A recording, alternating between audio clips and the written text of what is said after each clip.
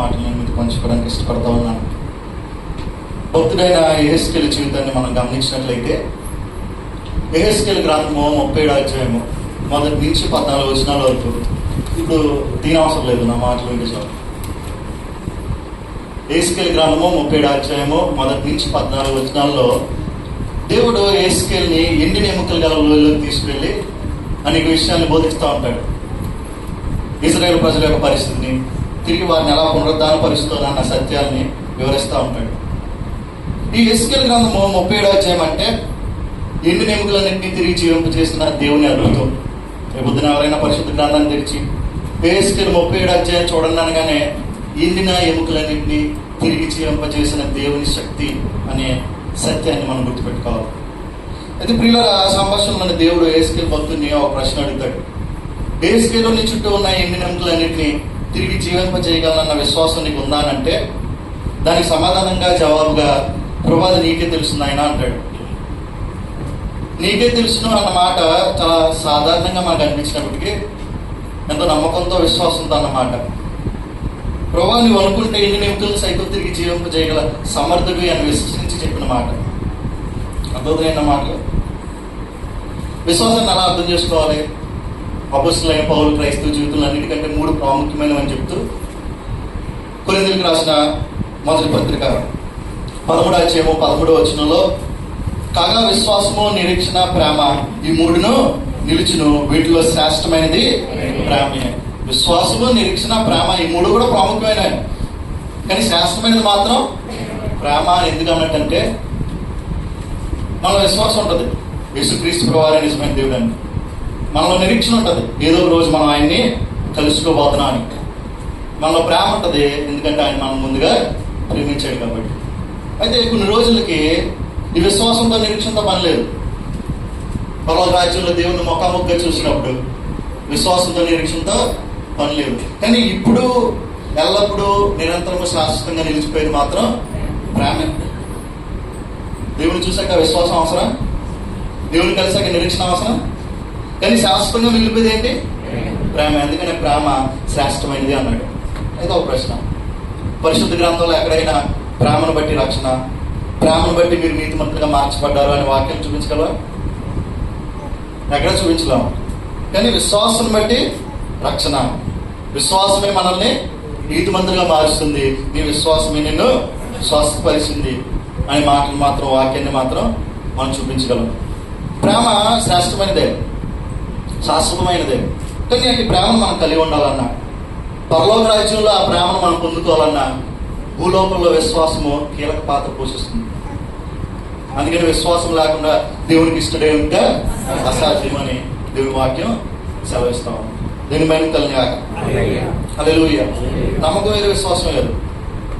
విశ్వాసం అంటే నిరీక్షింపబడి వాటి యొక్క నిజస్వరూపం. మరొక రకంగా చెప్పుకోవాలంటే విశ్వాసానికి మరొక పెట్టే నమ్మకానికి మరొక పెట్టే విశ్వాసం.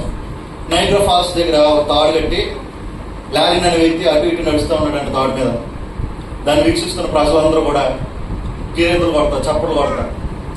చాలా సునాయాసంగా తాడు మీద నడిచేస్తున్నాడని ఆశ్చర్యపోతా ఉన్నారు. ఒక 4 రౌండ్లు నడిచేసరికి ఆ లారిన్ అనే వ్యక్తి, నేను ఈ తాడు మీద చాలా సునాయాసంగా నడిచాను కదా, మీరు చూశారు కదా, ఇప్పుడు ఒక వ్యక్తిని నా భుజాల మీద వేసుకుని నేను నడగలనా అని అన్నప్పుడు వారందరూ కూడా నువ్వు నడవగలవు, you can do it man అన్నారు. ఏమన్నారు అందరూ కూడా? యూ కెన్ డూ ఇట్, నువ్వు నడవగలవు. అయితే వాడు వచ్చి నా మీద కూర్చోండి అన్నాడు. ఏమన్నాడు? అయితే వాడు వచ్చి నా మీద కూర్చోండి అన్నాడు. అప్పుడు దాకా కీరందరూ కొట్టి పులిగాక లేచి చప్పట్లు కొడుతూ నువ్వు చేయగలవు అని అరిచిన వాళ్ళు అందరూ కూడా సైలెంట్ అయిపోయారు. ఒక్కొక్కరు ఒక మూల పారిపోయారు. చూసిందని నమ్మారు, కానీ తమ జీవితంలో నెరవేరుతున్న విశ్వాసం వారికి లేదు. ప్రియమైన దేవుని సంఘం మీద మన విశ్వాసాన్ని పెంచుకోవాలి. ఏం పెంచుకోవాలి? చెప్పని వాక్యాన్ని విని నమ్మితే సరిపోదు. ఆ వాక్యము దీపమై, ఆ వాక్యమే నీ జీవితాన్ని ఫలభరితంగా మార్చుతున్న విశ్వాసం మనకు ఖచ్చితంగా ఉండాలి. అయితే అబ్రహాం దేవుడు పిలుచుకున్నాడు. ఎక్కడికి వెళ్తున్నాడో తెలియదు, ఎక్కడ తీసుకెళ్తున్నాడో చెప్పలేదు, కానీ విశ్వాసం ఇచ్చిన దేవుని వైపు చూస్తూ ఆయన ముందుకు అడిగాడు.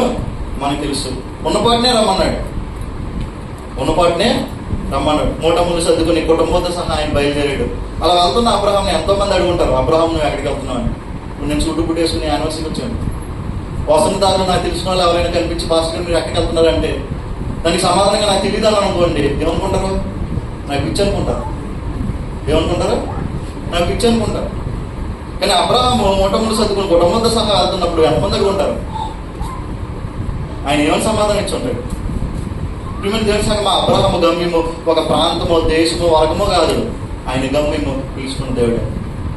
ఇది నన్న మన గమ్యం మన జీవితంలో కానీ సంఘంలో కానీ యేసుక్రీస్తు ప్రభువారై ఉంటే 200 మంది కాదు, 300 మంది కాదు, 2000 మందిని కూడా పెంచగల దేవుడు. మన సంఘానికి గమ్యం 200 మంది 300 మంది కాదు. మన సంఘానికి గమ్యం అంటే యేసుక్రీస్తు ప్రభువారే. ధైర్యమైన తెలంగా హల్లెలూయా. విశ్వాసంలో ఖచ్చితంగా మనం బలపడాలి. జాపనీస్కి చైనీస్కి ఒక మూఢనమ్మకం ఉంటుంది. పెళ్ళైన తర్వాత తొలిచుకులి బిడ్డ చనిపోతే, పుట్టిన మొదటి బిడ్డ పుట్టగానే చనిపోతే వారి తాతలు ముత్తాతల సమాధులు సరిగ్గా చేయబడలేదేమో అని నమ్ముతారు. అప్పుడు వారు చేసే పని ఏంటంటే కప్పెట్టిన వారి తాతతో ముద్దాతో మళ్ళా తవ్వి తీసి ఆ ఎముకలన్నింటినీ కూడా పేర్చి మళ్ళా సమాధి కార్యక్రమం చేస్తారు. అర్థమవుతున్నాయి నా మాటలు? ఇది చిన్న ప్రాసెస్ కాదు, చాలా ఖర్చుతో కూడుకున్న ప్రాసెస్. ఇప్పుడు ఇక్కడ ఉన్న కాంప్లికేషన్ ఏంటంటే జపాన్లో కానీ చైనాలో కానీ భూకంపాలు సునామీలు ఎక్కువ. అలా భూకంపం సునామీ వచ్చిన మట్టి కదిలిపోతుంది, అలజడికి గురవుతుంది. ఇప్పుడు తవ్వే ముందు ఆ ఎముకలు నేరే ముందు ఆ మట్టిని టెస్ట్ చేస్తారు. అక్కడ ఏమైనా భూకంపం వచ్చిందా, సునామీ వచ్చిందా, అదేమైనా అలజడికి గురైందా, లేదంటే అక్కడే తవ్వుతారు. అలా కాకుండా సునామీ వచ్చి ఆ మట్టి ఆ నేల అలజడికి గురైతే 1 కిలోమీటర్ అంతా తవ్వుతారు. ఎందుకంటే కప్పబడిన ఎముకలన్నీ కూడా ఏమైపోతాయి, చెదిరిపోతాయి. చెదిరిపోయిన ఎముకల్ని చేయాలంటే అది మామూలు విషయం కాదు. కొన్నిసార్లు నెలల తరబడి ఆ ప్రక్రియలో వాళ్ళు ఉంటారు. అలాంటి ఒక ఎండిన ఎముకలు గల లోయలోకి వేసుకెళ్ళి భక్తుని తీసుకెళ్లి దేవుడు మాట్లాడుతూ ఉన్నాడు.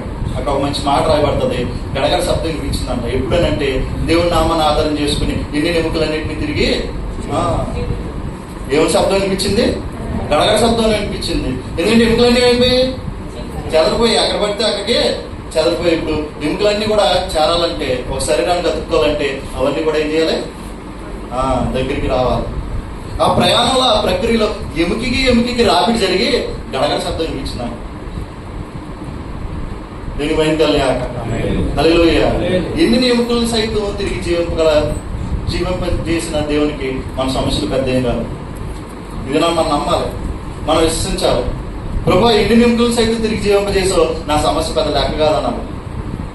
ఎన్ని ఎముకలను సైతం తిరిగి మానవ మాతలుగా నడిపించో ఈ సంఘాన్ని బలపరచడం, ఆర్థిక పదంలోకి నడిపించడం అదేం పెద్ద లెక్క కాదన్నాడు. విశ్వాసంలో మనం ఏవాలి, బలపడాలి. ఎంతో మారుమూల ప్రాంతంలో ఉంటుంది. నేను కారులో వస్తున్నప్పుడు ఆ నిర్జీవమైన ఒక ఏరియాలో ఈ ఎడారిలో ఈ సంఘం ఉందని అనుకున్నాను. యెరూషలేము ప్రాంతంలో యేసుక్రీస్తు ప్రభువు వారి వీధుల్లో నడుస్తున్నప్పుడు ఆయన రమారమి దగ్గర 5,000 మంది అనుసరించేవారు. ఎంతమంది? 5,000 మంది. యేసుక్రీస్తు ప్రభువు వస్తున్నాడని కాంప్లైంట్ చేయలేదు ఇప్పుడు ఎవరు, వాట్సాప్లో షేర్ చేయడానికి లేదు. కానీ ఆ మూల నుంచి ఈ మూల నుంచి క్రీస్తుని చూడాలని, ఆయనతో మాట్లాడాలని, ఆయన చేత స్వస్థత పొందుకోవాలని ఎంతో ప్రయాసపడి ప్రజలు వచ్చేవారు. 5,000 మంది ఫాలో అయ్యారు. నిజంగా యెరూషలేములో జనాంగం కూడా అంతమంది ఉండరు. యెరూషలేములో ఉన్న సంఖ్య కూడా అంత ఉండదు.